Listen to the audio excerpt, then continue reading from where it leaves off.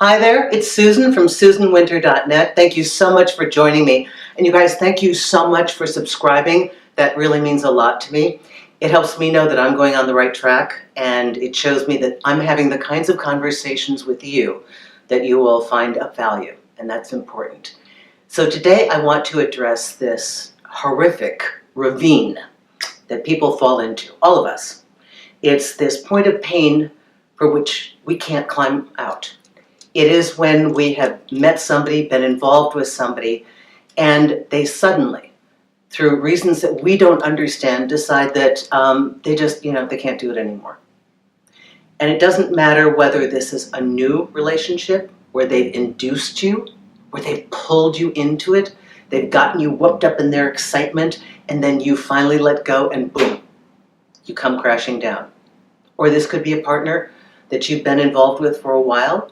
You've made future plans, maybe you bought tickets for your vacation, you're talking about how you're going to live together, you've met each other's families, and then the day comes that they're like, I can't do this.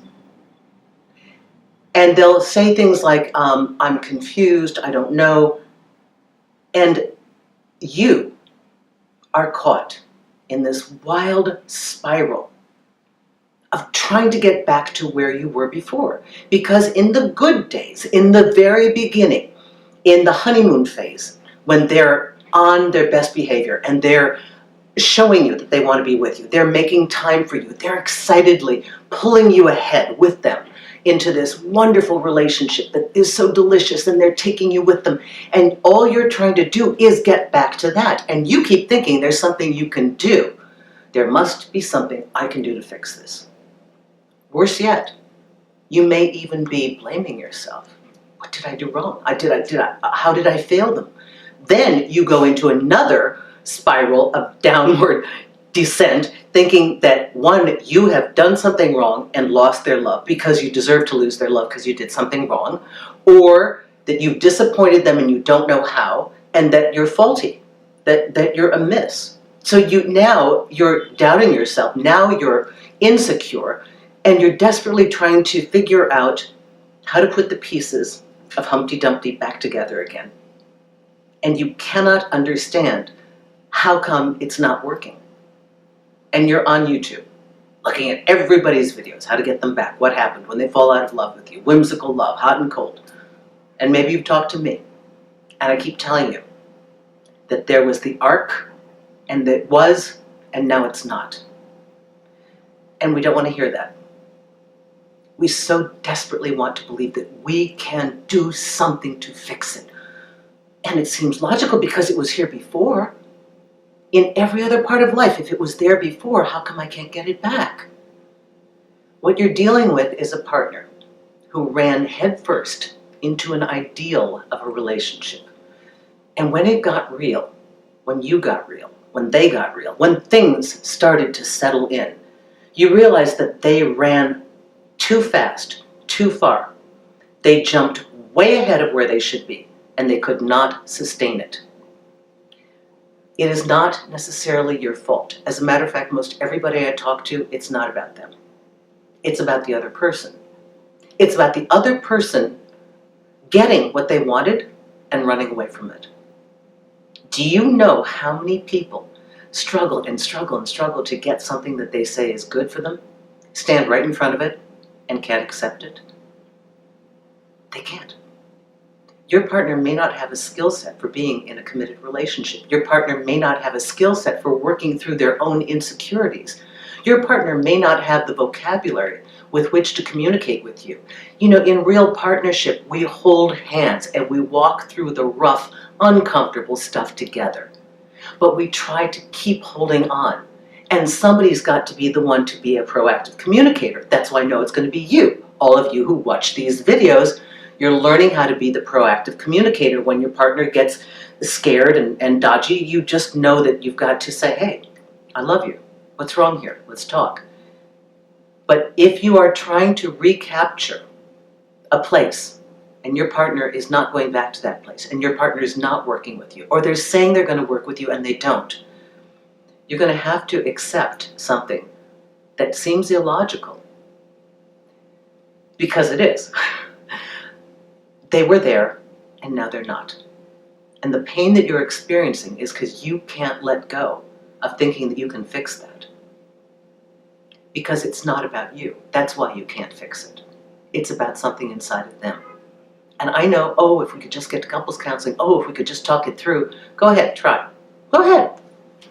When somebody has decided that that's it, pretty much that's the story.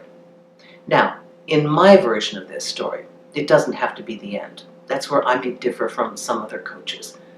Definitely put an end to this segment of how you knew them. Take a break, get your power back, get your strength back, remember who you are, remember who you were before you met them, lick your wounds, reassess this. Remember, there's no logic in lunacy. When people are back and forth like this, it's not going to make sense to you because it's nonsensical. People scare themselves, and so they just run away. And you can say all you want to them, oh, don't be afraid, I'm here, but if they don't want to listen to you, or the task of being in partnership is too daunting, they will leave. And you really can't urge them back. That is an evolution that has to happen within them. The best thing you can do is say goodbye to that chapter. Recover your life. Find your way back to whatever it was that you did before you met this person to make you strong. Try to keep your social contacts. Get excited about your work or your hobbies or your career, whatever it is, a project. Do everything you can to take care of yourself. Go to the gym, get enough sleep. Try to be good to yourself and try to understand that for that phase, they were there. You weren't delusional. They were there. They scared themselves and they had to leave. Not everyone has a skill set for being in a relationship. Those of you who watch videos like this, you are gaining massive tools. You will know how to turn left and turn right. And when your partner does this, you do that. Not everybody's watching these things. Or they're watching things that just reaffirm that it's okay to be where they are and not to work on themselves. Okay? But you, as the recipient of an illogical exodus from a partner that you thought was crazy about you, you're going to have a hard time processing that. And you're going to have to accept an answer that doesn't seem to make sense. They can't do it. That's the truth. They can't do it.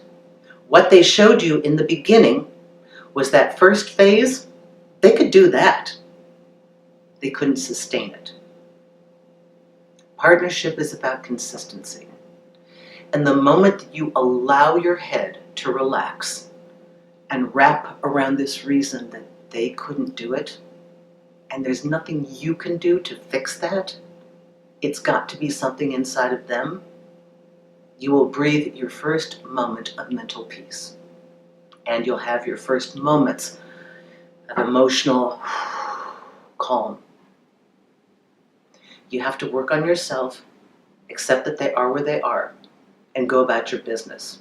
And here's the funny thing on the flip side of that.